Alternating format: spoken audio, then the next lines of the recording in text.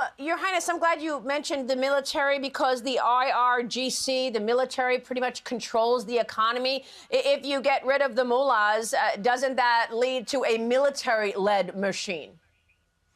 Well, actually, the military, let's separate the military from the IRGCs. In fact, the reason the IRGC was created in the first place was to make sure that the regime would be somehow protected from a potential military coup against the current regime, starting with what happened at the time of the Iran-Iraq war.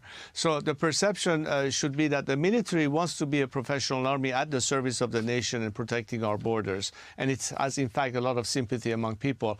Unlike the IRGC, which is pretty much an installed mafia that is armed and controls just about every aspect of the country, which is why it's important that they be targeted.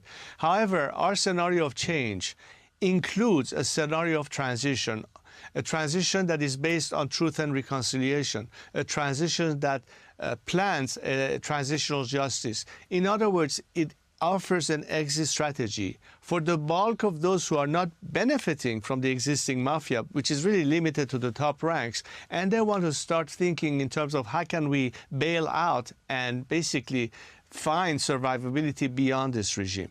This encourages them joining with the people and limit the regime in any hope of further repression, while it opens the door for a more peaceful transition without having less desirable scenarios which may take it in a wrong direction of violence and conflict, as opposed to help facilitate a much less costly transition and peaceful transition in our country.